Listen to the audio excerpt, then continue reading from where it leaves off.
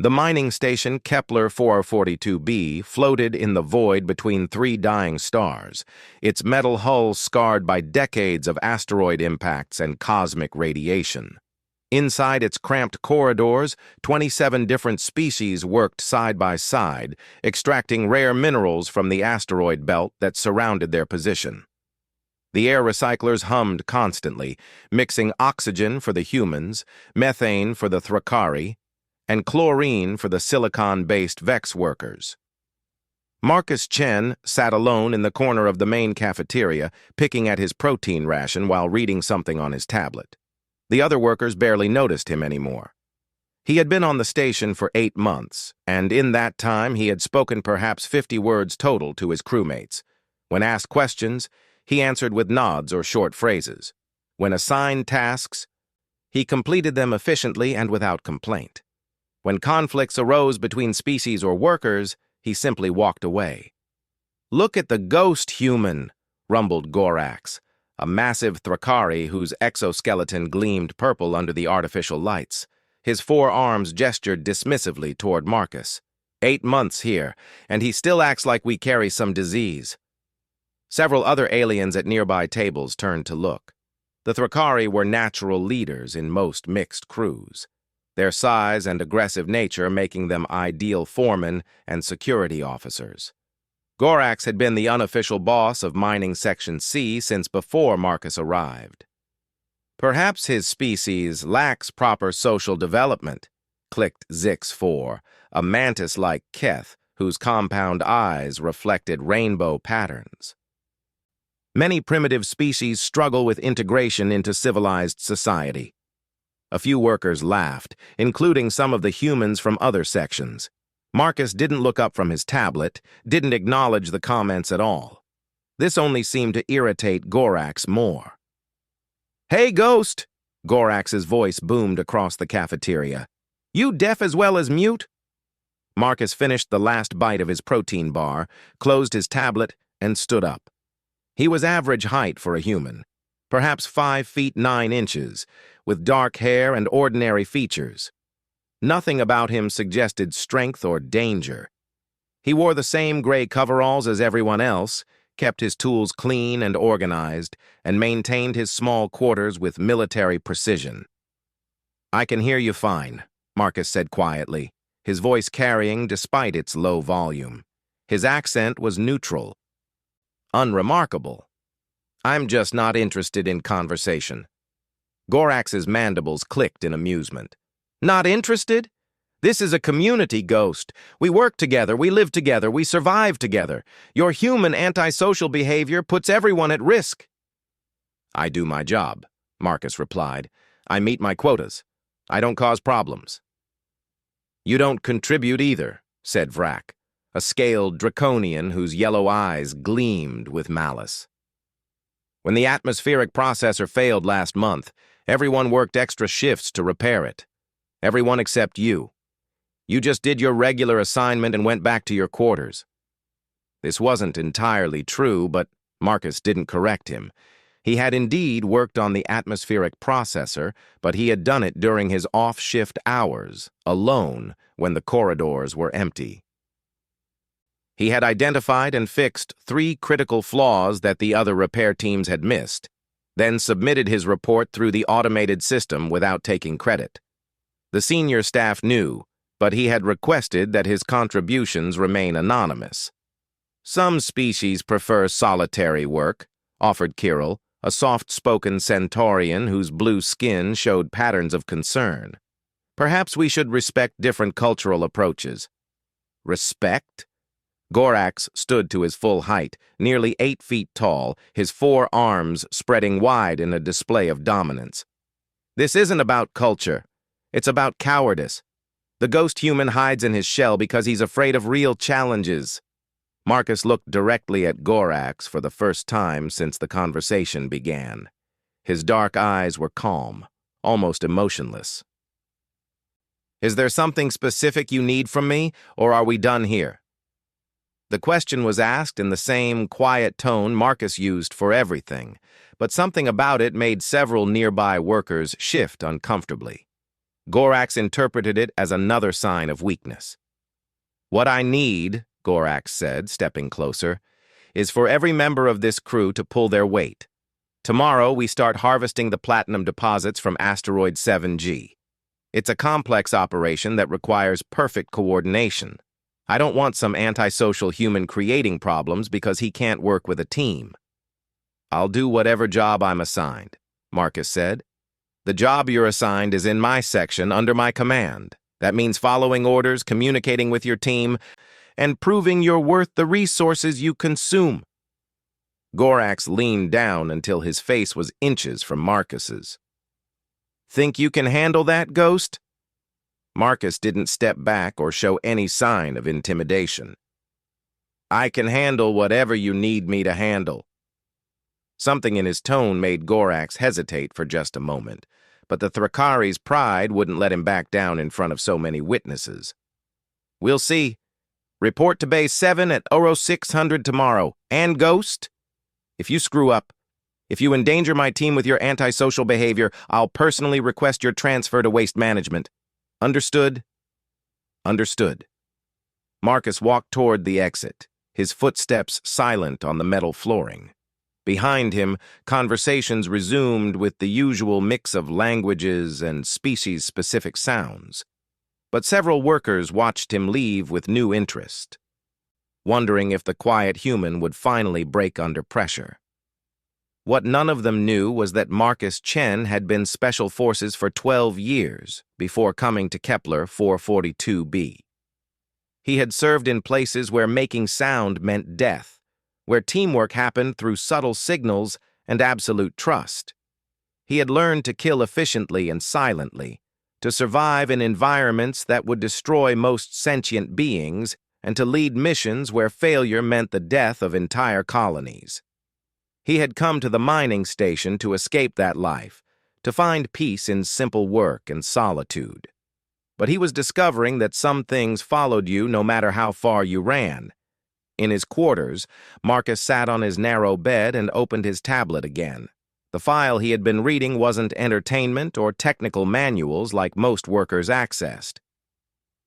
It was a detailed analysis of Thrakari physiology, combat techniques, and social hierarchies. He had similar files for every species on the station, compiled during his first week through careful observation and discreet research.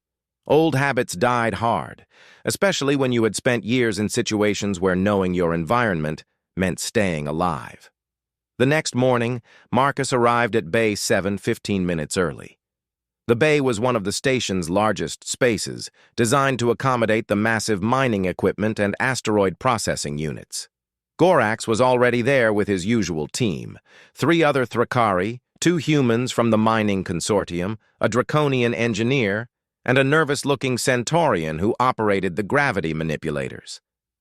"Look who decided to show up," Gorax said when he spotted Marcus. "Thought you might have changed your mind." "I said I'd be here." "Saying and doing are different things, Ghost. Today, you're going to prove which one matters to you." Gorax explained the operation with the confidence of someone who had done it dozens of times. Asteroid 7G was a platinum-rich rock roughly 2 kilometers long and half a kilometer wide. It contained enough valuable minerals to fund station operations for 6 months, but extracting them required precision and teamwork. The asteroid's unstable rotation meant they had only small windows of opportunity to safely approach and begin mining. "Chen, you're on perimeter watch," Gorax announced. "Scan for debris, watch for changes in the asteroid's movement, and keep your mouth shut unless you see something that threatens the operation." It was a job typically given to new workers or those who couldn't be trusted with more complex tasks. Marcus simply nodded and moved to the assigned position.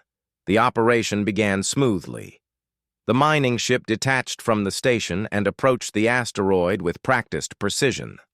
Gorax coordinated the approach while his team prepared the extraction equipment.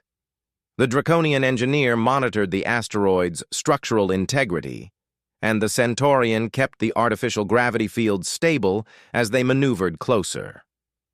Marcus watched the sensor displays from his position, tracking dozens of variables simultaneously. Debris patterns, gravitational fluctuations, energy readings from the asteroid itself, stress indicators on their own ship. His eyes moved constantly between screens, but his body remained perfectly still. "Contact in 30 seconds, announced the pilot, a veteran Thrakari named Klex. "All teams ready," Gorax confirmed. "Beginning extraction sequence in 3, 2, 1, mark." The massive drilling arms extended from their ship and made contact with the asteroid's surface. Immediately, alarms began sounding. "Stress fractures in the drilling area," the Draconian engineer reported. "The asteroid's composition is different than our scans indicated." "How different?" Gorax demanded. "There are hollow spaces throughout the interior. This isn't a natural formation. The asteroid appears to be artificial." Marcus looked up from his screens for the first time since the operation began. On the main display, he could see the asteroid's surface cracking around the drilling sites. But the cracks followed patterns that were too regular, too symmetrical to be natural. "Sir," said the Centaurian, her voice tight with worry, "I'm detecting massive gravitational fluctuations from inside the asteroid. Something is destabilizing." "Pull back the drills," Gorax ordered. "We'll find another approach vector." But as the drilling arms retracted, the cracks in the asteroid's surface began to spread faster. What had started as small fractures around the drilling sites was now a network of breaks extending across hundreds of meters of the asteroid's surface. "Sir," Marcus said quietly, still watching his screens. "Not now, Ghost. We're dealing with a problem here." "Sir, you need to see this." Something in Marcus's tone made everyone turn toward him. On his peripheral scanner, a pattern was emerging that made his combat-trained instincts scream warnings. "The asteroid isn't destabilizing," Marcus said, his voice still calm but carrying new authority. "It's opening." As if responding to his words, the cracks in the asteroid's surface suddenly widened with geometric precision. The entire front face of the asteroid split apart like a massive flower, revealing a hollow interior filled with artificial structures. And movement. Lots of movement. "What in the seven hells is that?" whispered Klex. Marcus was already moving toward the communication console, his casual demeanor replaced by something much more focused and dangerous. "That's a ship," he said. "A very large, very old ship that's been disguised as an asteroid. And whatever's inside just woke up." The quiet human was quiet no longer. The mining ship's alarms wailed as shapes emerged from the hollow asteroid. They moved with purpose, flowing out of hidden bays like a swarm of mechanical insects. Each craft was roughly the size of a shuttle but covered in angular armor that seemed to absorb light rather than reflect it. "Unknown vessels detected," the ship's computer announced in its calm, automated voice. "Configuration unknown, intent unknown. Recommend immediate withdrawal." Gorax stood frozen at his command station, his four arms hanging uselessly at his sides. In 30 years of mining operations, he had encountered pirates, claim jumpers, and territorial disputes, but nothing like this. The vessels emerging from the asteroid moved in perfect formation, their dark hulls making them difficult to track on sensors. "Klex, get us out of here," he finally managed. "I'm trying." The pilot's mandibles clicked rapidly with stress. "Something is interfering with our engines. We're caught in some kind of traction field." Marcus had moved to the tactical station and was rapidly cycling through sensor configurations. His fingers moved across the controls with practiced efficiency, calling up displays that most of the crew didn't even know existed. "They're scanning us," he reported. "Deep scans, looking for something specific." "How do you know that?" demanded Vrak, the Draconian engineer. "Because I recognize the pattern. These are military vessels using active targeting sensors." Marcus's voice remained steady, but those who looked closely could see that his entire body had changed.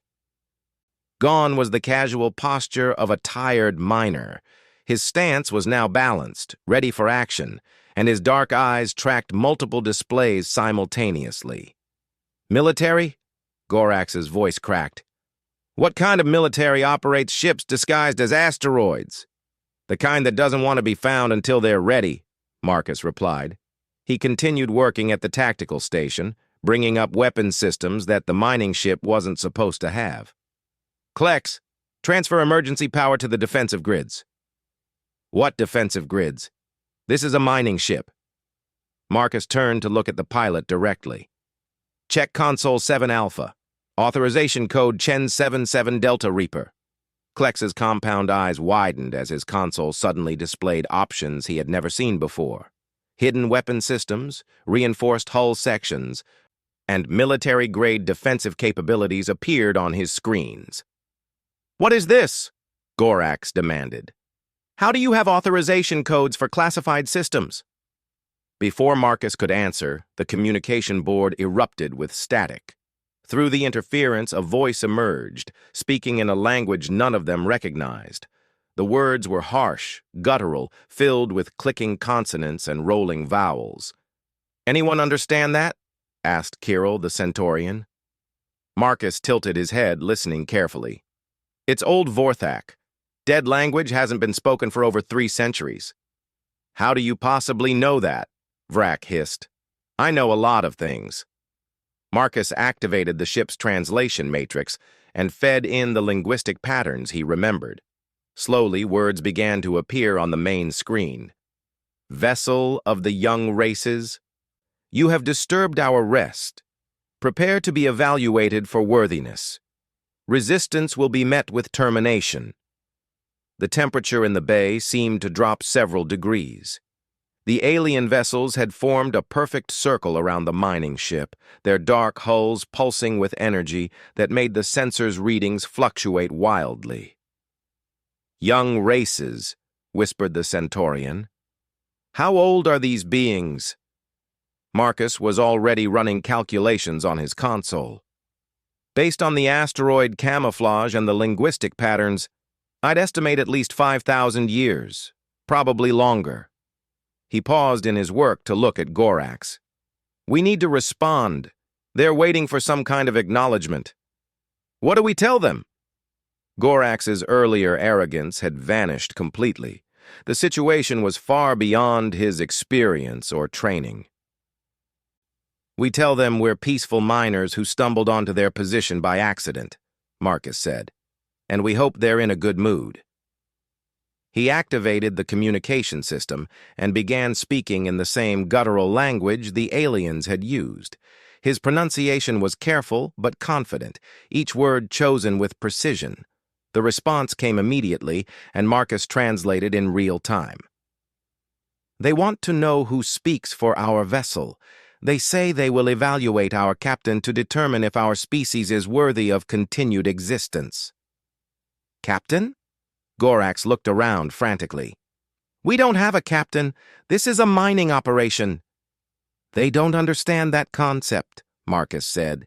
In their culture, every vessel has a war leader. Someone who commands and takes responsibility for the actions of the crew.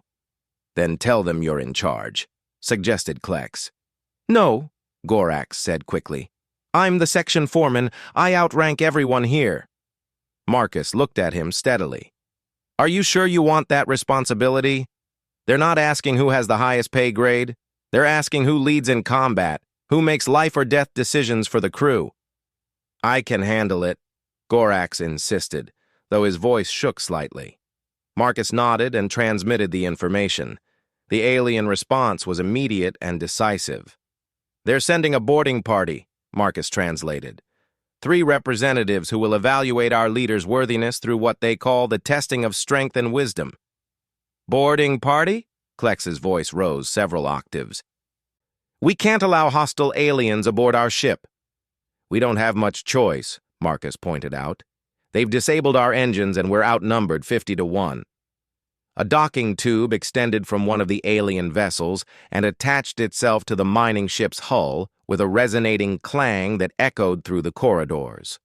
The ship's computer announced that the alien atmosphere was compatible with their life support systems. "At least we can breathe the same air," muttered Vrak. Marcus was studying the sensor readings from the docking area. 3 life forms approaching, bipedal, roughly humanoid in configuration, but much larger than standard. Estimated height between 7 and 8 feet. The airlock cycled, and heavy footsteps echoed in the corridor beyond. When the inner door opened, the alien representatives stepped into the bay with the confidence of beings who had never known defeat. They were indeed tall, nearly 8 feet in height, with bodies that seemed to be carved from living shadow. Their skin was dark gray, almost black, and covered in intricate patterns that seemed to move in the light. Each wore armor that looked organic rather than manufactured, as if it had grown rather than been forged. Their faces were elongated, with large eyes that reflected light like mirrors, and mouths filled with sharp teeth. The leader stepped forward and spoke in the same ancient language, his voice resonating with harmonics that made the metal walls vibrate. "He says they are the Vorthak, the elder race, keepers of the ancient ways," Marcus translated. "They have slept for 3,000 years, waiting for the galaxy to mature. They want to know if the young races have learned wisdom in their absence." Gorak stepped forward, trying to project confidence despite the obvious disparity in size and presence. "Tell them we're a peaceful species engaged in honest mining operations. We have no hostile intent." Marcus translated, and the Vorthak leader responded with what might have been amusement. His companions flanked him, their mirror-like eyes scanning the assembled crew with predatory interest. "He says that peaceful intent means nothing without the strength to enforce it. They will test our leader to determine if humanity and its allies have evolved beyond the weakness they showed in ancient times." "What kind of test?" Gorax asked, though he clearly dreaded the answer. The Vorthak leader gestured, and one of his companions produced what looked like a staff made of crystallized darkness. Energy crackled along its length, casting shifting shadows on the bay walls. "Combat," Marcus translated. "Single combat between the leader of our vessel and their chosen representative. If our leader wins, they will acknowledge us as worthy and allow us to leave. If our leader loses—" "What happens if I lose?" Gorax whispered. Marcus listened to the continuing explanation, his expression growing increasingly grim. "They consume our life force to power their awakening, then move on to test the next species they encounter." "Consume our life force?" Kirill's blue skin had turned pale with fear. "You mean they'll kill us all?" "Worse than kill," Marcus said quietly. "They'll drain every spark of life from our bodies to fuel their return to the galaxy. We'll become empty shells, conscious but powerless, trapped forever in our own minds." The Vorthak leader spoke again, more sharply this time, and Marcus nodded in understanding. "They're growing impatient. They want the combat to begin immediately." Gorax looked at the alien representative who would face him in combat. The being was clearly a warrior, with scars across his armor and weapons that hummed with deadly energy. Gorax was strong for a Thrakari, but he was a foreman and supervisor, not a fighter. "I can't win this," he whispered to Marcus. "I've never been in real combat. I supervise mining operations." "Then you probably shouldn't have claimed to be the leader," Marcus replied, but his tone was not unkind.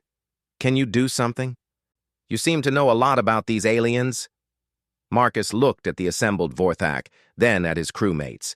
8 months of careful anonymity, 8 months of trying to leave his past behind, and it all came down to this moment.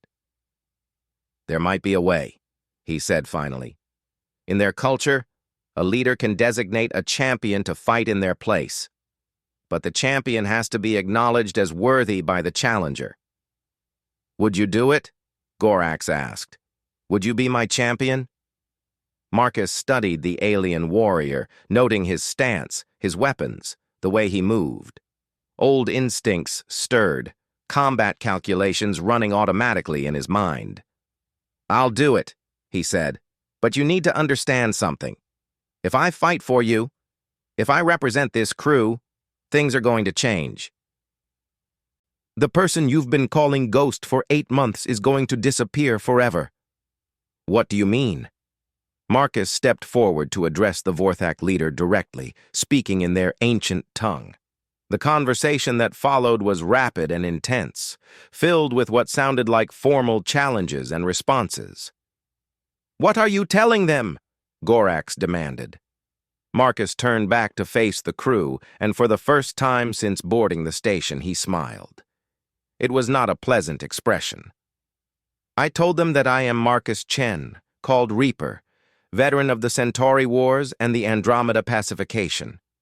I told them I have killed their kind before, in the dark places between stars where the old things still hide." The silence in the bay was absolute. Even the Vorthak had stopped moving, their mirror eyes fixed on Marcus with new interest. "I told them," Marcus continued, "that if they want to test human strength, they should face someone who knows what strength actually means." The Vorthak leader spoke, and Marcus nodded grimly. "He accepts my challenge," Marcus said, "but he warns that I have claimed to be something more than human. If I cannot prove it, the price for my arrogance will be paid by everyone on this station." "Everyone on the station?" Klex's voice was barely a whisper. "They've been monitoring our communications since we arrived. They know about Kepler 442b. They know about the other workers. If I lose this fight, they'll move on to testing every species represented there." Marcus began removing his mining coveralls, revealing clothing underneath that none of them had seen before. Black fabric that seemed to absorb light, with utility belts and harnesses designed for combat rather than industrial work. Hidden in his quarters for 8 months, waiting for a day he had hoped would never come. 27 species, he said, as he checked the seals on his gear. Over 3,000 sentient beings, all depending on whether the quiet human they ignored can remember how to be the weapon he used to be. The Vorthak warrior stepped into the center of the bay, energy crackling around his weapons. Marcus walked forward to meet him, and with each step, the ghost became something else entirely. The Vorthak warrior stood in the center of the bay like a statue carved from living nightmare.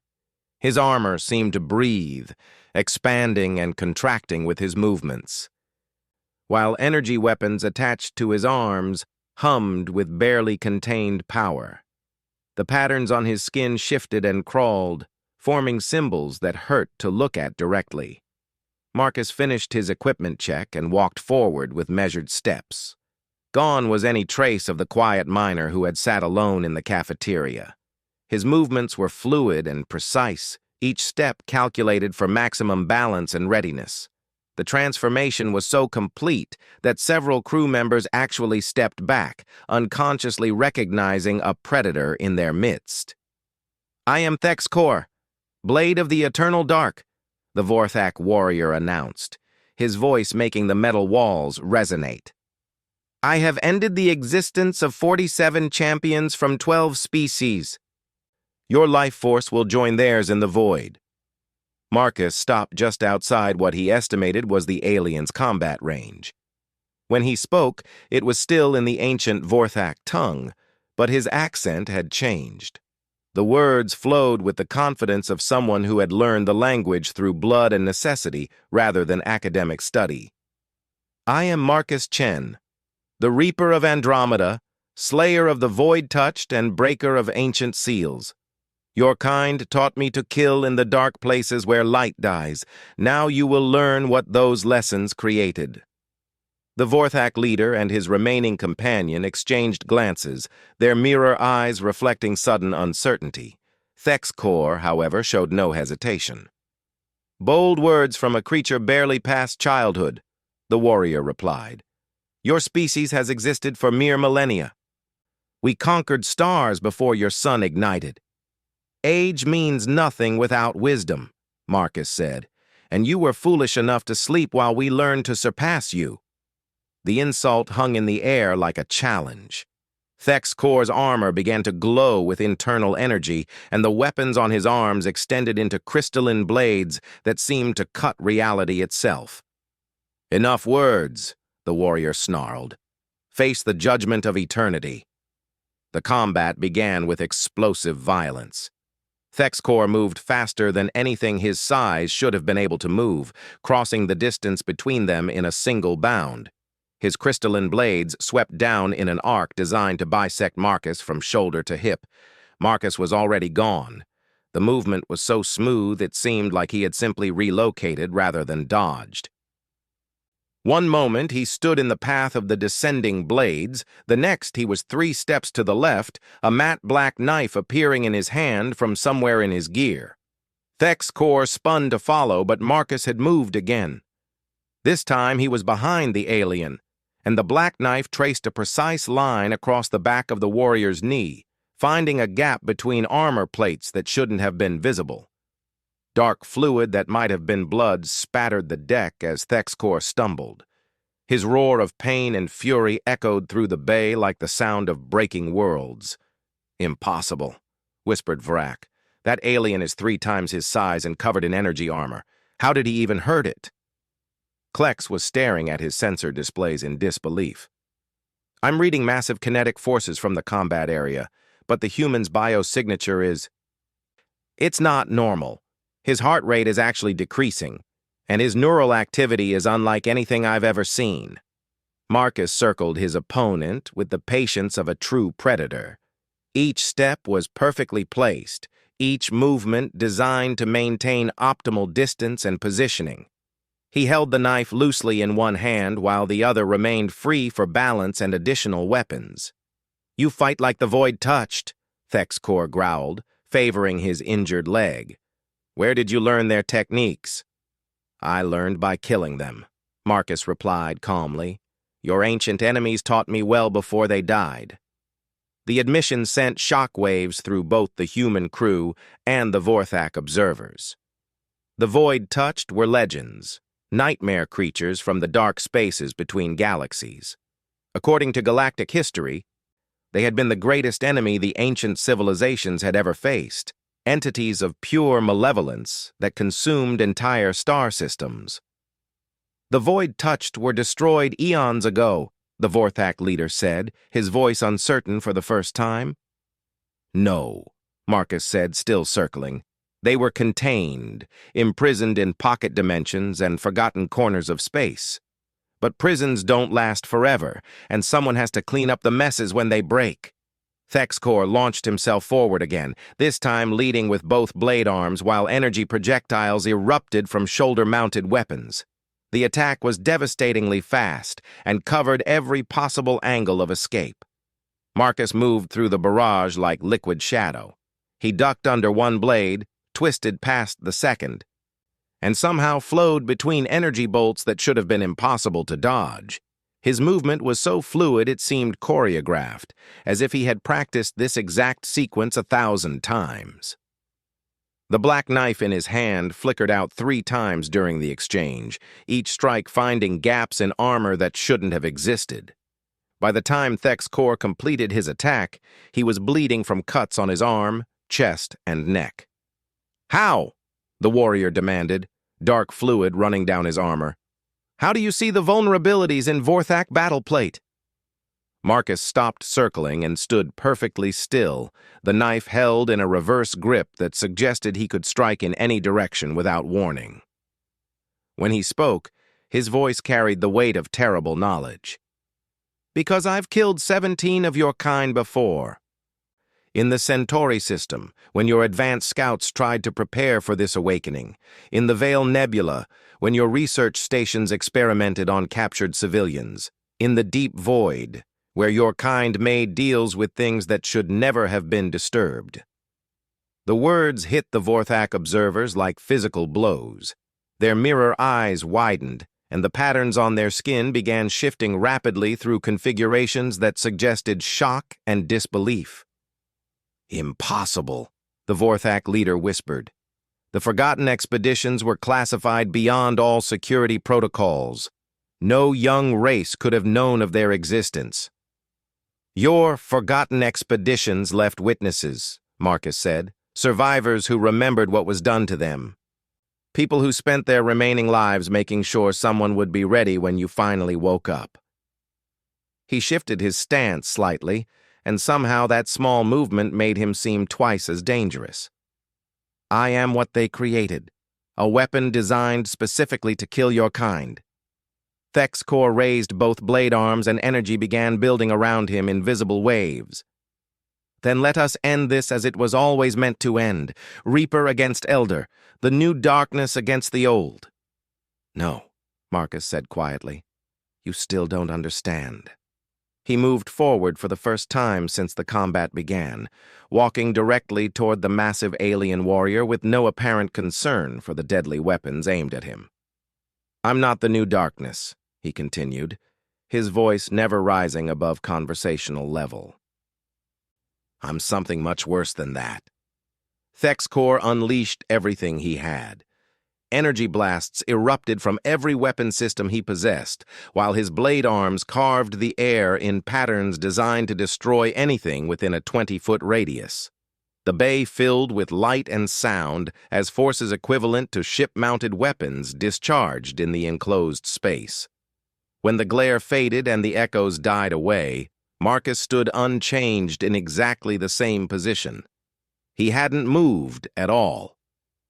"I'm something your kind created," he said into the stunned silence. "I'm human." The black knife left his hand with surgical precision, spinning through the air to bury itself in the exact center of Thexkor's chest. The alien warrior looked down at the weapon protruding from his armor, then up at Marcus with something like respect in his mirror eyes. "Impossible," he said, though his voice was already growing weak. "The blade. It passed through my shields like they weren't there. Vibrational frequency matched to Vorthak energy patterns," Marcus explained clinically. "Your shields actually helped guide it to the target." Thexkor collapsed to his knees, then fell forward onto the deck. The patterns on his skin faded to gray, and the energy weapons powered down with a sound like dying wind. Marcus walked over and retrieved his knife, cleaning the blade on a piece of cloth before returning it to its concealed sheath. Then he turned to face the two remaining Vorthak observers. "Your champion is dead," he said in their ancient language. "According to your own laws, you will acknowledge our worthiness and withdraw from this system." The Vorthak leader was staring at his fallen warrior with an expression that might have been grief or shock. "You said you killed 17 of our kind." "How is that possible? We are the Elder race, the first to walk between stars." "You were the first," Marcus agreed. "But you weren't the last. And while you slept, we learned. We adapted. We became something you didn't anticipate." He gestured to the crew around him. "Every species you see here represents thousands of years of evolution, of growth, of learning from mistakes. The Thrakari learned to work together despite their territorial instincts. The Centaurians learned to communicate across vast differences in biology and thought. The Draconians learned to create beauty alongside destruction." Marcus looked directly into the leader's mirror eyes. "And humans learned to kill gods." The silence that followed was profound. Finally, the Vorthak leader spoke, his voice carrying new undertones of what might have been respect. "You are not what we expected to find when we awakened." "No," Marcus said. "We're better." The alien leader gestured to his remaining companion, and they began walking toward the airlock. At the threshold, he turned back one final time. "The galaxy has indeed changed," he admitted. "Perhaps it is we who must adapt to survive in this new age." "Perhaps," Marcus said. "Or perhaps you should go back to sleep for another few thousand years. See what we become next." The Vorthak departed without another word. Their ships detached from the asteroid and disappeared into the void between stars, leaving behind only the artificial asteroid shell and the body of their fallen champion. Marcus stood in the center of the bay, surrounded by crew members who stared at him with expressions ranging from awe to terror to complete bewilderment. "So," he said finally, his tone returning to the quiet, unremarkable cadence they had known for 8 months. "Anyone else want to call me Ghost?" The journey back to Kepler 442b passed in absolute silence. The mining crew sat in their seats, stealing glances at Marcus while trying to process what they had witnessed. He had returned to his original position at the perimeter station, quietly filing his report as if nothing unusual had happened. But the body of Thek's core lay in the cargo bay, covered by an emergency blanket, and no one could forget the moment when the quiet miner had become something else entirely. Gorax was the first to break the silence as they approached the station. "Chen," he said, his voice carefully controlled, "we need to talk." Marcus looked up from his console. "What would you like to know?" "Everything," Vrak interjected. "Who are you really? What is this Reaper business? And how did you learn to fight like that?" "I told you," Marcus said simply. "I'm Marcus Chen. I've worked in Mining Section C for 8 months. I do my job and I don't cause problems." "You just killed an 8-foot alien warrior in single combat," Klex pointed out. "That's definitely causing problems." Marcus considered this. "I solved a problem. Everyone on this station is alive because of what happened today." "But you knew about those weapons systems on the ship," Kirill said softly. "You had authorization codes for military equipment that doesn't officially exist, and you spoke their language like you'd been using it for years." "I have a complicated employment history," Marcus admitted.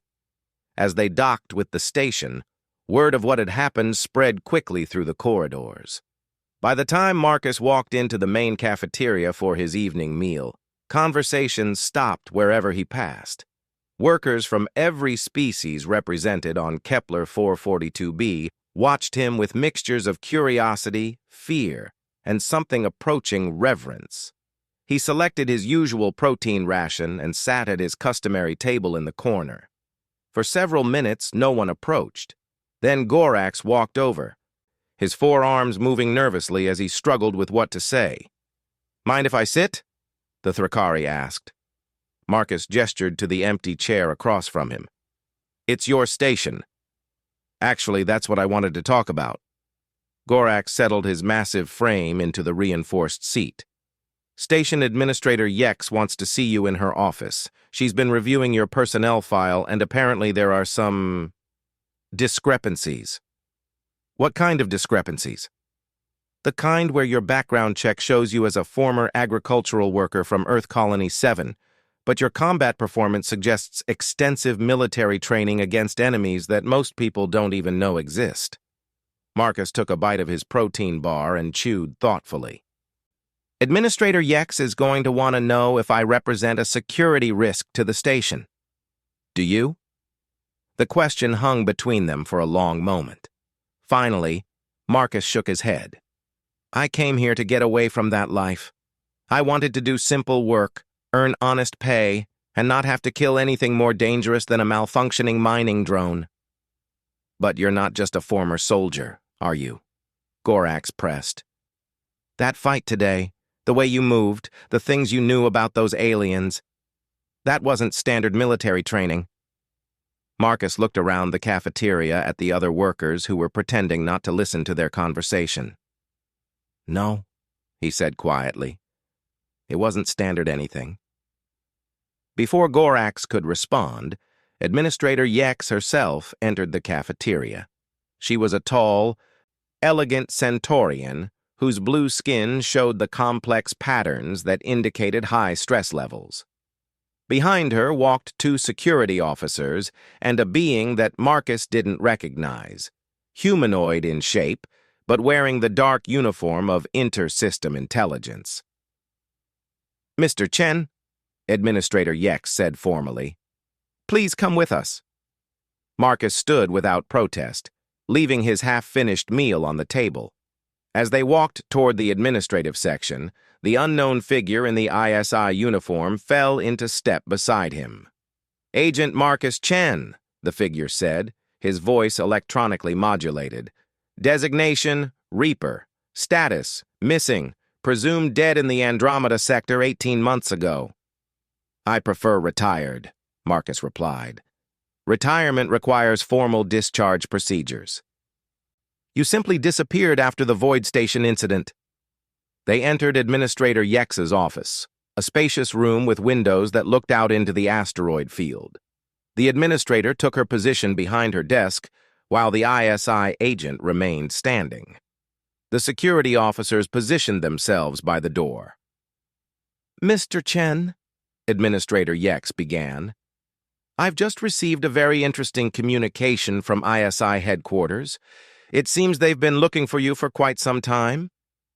Marcus remained silent, his expression calm and unrevealing. The ISI agent activated a holographic display that filled the air above the administrator's desk. Images appeared, classified mission reports, tactical assessments, and surveillance footage that showed Marcus in combat against creatures that defied easy description. Agent Chen was part of a classified program called Shadow Protocol, the agent explained, designed to counter threats that conventional military forces couldn't handle. Ancient species, void entities, and other complications left over from the early galactic period. The Vorthak mentioned something called the Forgotten Expeditions, Administrator Yex said. "Are those connected to your work?" "Everything is connected," Marcus said. "The galaxy is full of sleeping dangers, forgotten weapons, and species that were put into stasis for very good reasons. Someone has to watch for signs of awakening and respond when necessary." "Respond how?" the administrator asked, though her pattern suggested she already suspected the answer. "However the situation requires," Marcus said simply. The ISI agent manipulated the holographic display, showing new images. Agent Chen has been involved in 47 classified operations over 12 years. His success rate is unprecedented, but his methods are unconventional. "Unconventional how?" Administrator Yex pressed. Marcus spoke before the agent could respond. "I don't follow standard protocols when dealing with ancient enemies. I study them, learn their weaknesses, and exploit those weaknesses with maximum efficiency. Sometimes that means negotiation, sometimes it means infiltration, and sometimes it means killing them before they can complete whatever they're trying to accomplish." "And which category did today's events fall into?" the administrator asked. "All three," Marcus said. "I negotiated first, by accepting their challenge. I infiltrated their expectations by appearing weak and untraining, and I killed their champion when the situation required it." The room fell silent except for the hum of the station's life support systems. Finally, Administrator Yex leaned back in her chair. "The question now," she said, "is what happens next. ISI wants you to return to active duty. There have been multiple instances of ancient activity in the outer systems, and they need operatives with your specific experience." "What do you want?" Marcus asked. "I want to know if my station is safe, if there are other sleeping threats in this asteroid field, if hiring you as a mining consultant was the best decision I've ever made or the worst." Marcus looked out the windows at the slowly tumbling asteroids. "There are 3 more camouflaged installations in this field. One appears to be a monitoring station. The others are weapons platforms. They've been dormant for approximately 4,000 years. Administrator Yex's skin patterns shifted to deep alarm. "Are they dangerous?" "Not anymore. When I accepted the mining position here, I ran a complete survey of the local area. I've already disabled their automated systems and neutralized their defensive protocols." The ISI agent stepped forward. "You've been conducting unauthorized operations while maintaining civilian cover?" "I've been doing my job," Marcus said, "keeping people safe from things they don't need to know about. Without authorization, without support, without backup." "I had authorization," Marcus replied calmly. "Standing orders from Shadow Protocol. Identify and neutralize ancient threats by any means necessary. I never received orders to stop. Administrator Yex studied her displays for several minutes before speaking. Mr. Chen, I'm going to make you an offer. ISI wants you back, but I want you here. I'm prepared to create a new position, Special Security Consultant for Kepler 442b. Your official duties will include mining operations oversight and safety protocol management. Your unofficial duties will be whatever you determine necessary to keep this station and its workers safe from exotic threats. And if ISI objects, the agent asked, then they can find another mining station willing to extract rare minerals from a field full of ancient alien artifacts, Administrator Yex said firmly. I suspect that will be more difficult than they imagine. Marcus looked around the room, considering the offer. What about the crew? Today changed things. They're never going to see me as just another miner. No, Administrator Yex agreed. But maybe that's not necessarily a bad thing. Maybe having someone like you around, someone who can handle the unknown dangers of deep space operations, makes everyone safer. The ISI agent was clearly unhappy with the arrangement, but he also seemed to recognize the logic of it. We would need regular reports, and if a situation arises that requires your specific expertise, I'll handle it, Marcus said, just like I always have. 2 hours later, Marcus sat in the cafeteria again, trying to finish his interrupted dinner. The room was fuller than usual, with workers from all 3 shifts present despite the late hour.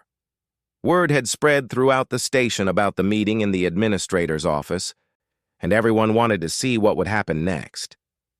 Gorax approached his table again, this time carrying his own meal. Mind if I sit? I mean, if it's allowed to sit with a special security consultant. Marcus gestured to the chair. I'm still the same person who's been working in your section for 8 months. Are you, though? Gorax settled into his seat. Today I watched you kill something that I thought was unkillable. You spoke languages I'd never heard, and knew things about galactic history that aren't in any standard database. I also spent 8 months following your orders and meeting my quotas without complaining, Marcus pointed out. True. Gorax began eating, his mandibles clicking thoughtfully. So what happens now? Do you go back to mining asteroids and pretending to be normal? I'm hoping for something like that. Yes. Other workers began approaching their table, first in small groups and then in larger numbers. Soon Marcus found himself surrounded by beings from dozens of species, all with questions they were afraid to ask directly. Is it true you've been to the galactic core? Asked a young Centaurian engineer. Did you really fight the void touched? Whispered a draconian maintenance worker. What other ancient species are still out there? Demanded a Thrakari security officer. Marcus looked around the gathered crowd and realized that his 8 months of anonymity were permanently over. These beings would never again see him as just another worker, but perhaps that wasn't entirely bad. The galaxy is a dangerous place, he said finally. There are ancient things sleeping in the dark between stars, waiting for the right conditions to wake up. Some of them are hostile, some are merely alien beyond our understanding, and some are best left undisturbed. But you watch for them? Kirill asked. You make sure they don't threaten innocent people? Marcus nodded. Someone has to, and sometimes when the situation requires it, someone has to be willing to go into the darkness and make sure the monsters stay there. The crowd around his table had grown to include nearly half the station's population. Workers who had ignored him for months now hung on every word, trying to understand how the quiet human had become something legendary. So you'll stay here? Asked Klex. Keep working with us? I'll stay, Marcus confirmed. Mining Section C still needs someone to handle the routine work. And this asteroid field still needs someone to watch for non-routine problems. And if something else wakes up? Gorax asked. Something worse than the Vorthak? Marcus looked out through the cafeteria's windows at the star-filled void beyond the station. Somewhere in that darkness, ancient things slept and waited, dreaming dreams that could reshape reality itself. "Then I'll handle it," he said simply. "It's what I do." The crowd began to disperse, workers returning to their duties or quarters, but the atmosphere had changed permanently. The quiet human was quiet no longer, and everyone on Kepler 442b knew they lived under the protection of something far more dangerous than any ancient alien race. Marcus finished his protein bar and checked his shift schedule. Tomorrow he would return to Mining Section C, extract rare minerals from processed asteroids, and maintain his equipment with the same efficiency he had shown for 8 months.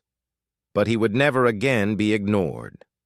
And in the dark spaces between stars, ancient things sensed the awakening of the Reaper's strength and chose to sleep a little longer.